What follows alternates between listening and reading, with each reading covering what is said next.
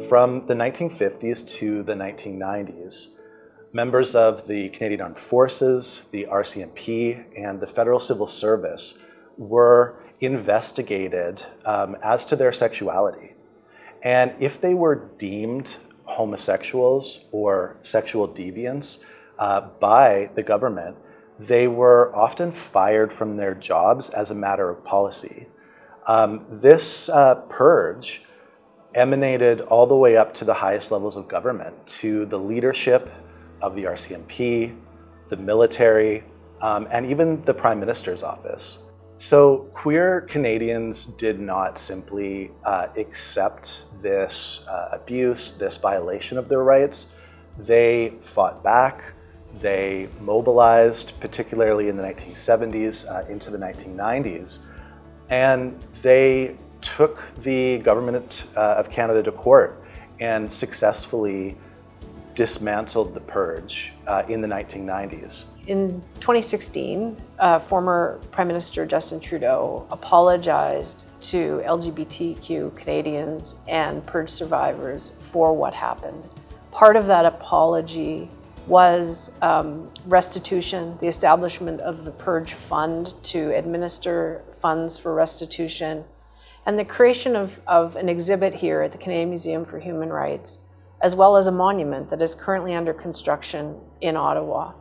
These were all part of the settlement and the apology, and the exhibit was really about saying never again, so that we can continue to make progress and towards an inclusive society that values, human rights and dignity for everyone. The project came with a number of components. Of course, the main component was a blockbuster exhibition that is currently running in our gallery at the Canadian Museum for Human Rights and was built to travel. And so we'll travel into the future at other major galleries and museums across the country. There were also two other smaller aspects. We've built two pop-up exhibits that will also travel the country east and west. And we've also got what we call a niche, which is a smaller exhibit that's in our Canadian Journeys, which is one of our permanent signature galleries that tells a wide variety of Canadian stories. When visitors enter the exhibition, there is content on the deep history of homophobia and heteronormativity within Canada that provides a foundation for understanding the emergence of the purge later on during the Cold War. And this content includes Indigenous, two-spirited perspectives on gender and sexual diversity in North America and in what is now Canada, as well as efforts of the Canadian state to regulate and suppress and erase that diversity. There's also information about the social and legal regulation of sexuality in Canada, all the way from New France to the 19th century to the Second World War. And it was really important to us to do this deep dive to show that the purge didn't just emerge out of thin air in the 1950s and 60s, or simply in relation to US pressure. Another important feature of the show is a reimagining of the Lord Elgin Hotel basement bar, where queer folks in Ottawa would gather during the Cold War. Now, this bar was kept under surveillance by the RCMP in an effort to identify LGBT workers. And at the same time, it was a site of resistance where people worked together to evade surveillance and to refuse the regulatory efforts by the RCMP and the government. The exhibition includes what we call the dark room, which is a reimagining of an interrogation space. This space features clips from oral history interviews with purge survivors, describing their experience of being investigated and interrogated. And it's a difficult space. It is powerful and challenging for survivors and those with a personal connection to the purge, but we were careful to ensure that it was an optional component that could be bypassed. We commissioned two artworks The first of which is called The Fruit Machine, a space opera by Shauna Dempsey and Laurie Milan, which is a short triptych film, so displayed onto 3 screens.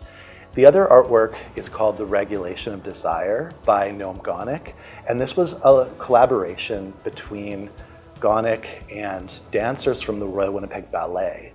And it is an immersive sort of filmscape that is projected onto a number of different surfaces in a theater. And it expresses some key chapters in the history of the Purge through the movements and bodies of dancers. Hosting Love in a Dangerous Time has had many amazing spin-offs for us. One of them has been building relationships and deepening those relationships with the queer community here in Manitoba, but elsewhere in Canada. We've seen community events come to the museum that kind of galvanize around having the exhibit here, public programs and other education programs that were really sparked by having this content here for folks to engage with and consider. We've really appreciated the growth in those relationships and how it has opened that up for the museum. As with all our exhibits, we always design education programs to help visitors engage, of all ages, engage with the content on the walls. And much of that engagement is around making those connections to what's happening in your community today, being able to assess those things that are happening, enter into difficult conversations, and even go as far as to take action for human rights. Those are the kinds of things we always hope to inspire and encourage when we do an exhibit like Love in a Dangerous Time. I think one of the other things that would be important for folks to reflect upon is the courage and the determination of the survivors who really took on the most powerful employer we have in our country. They were, for the most part, very young people when their careers were sabotaged by the Purge. They decided to say no to an incredible, powerful entity, and they fought for years, for decades, for justice.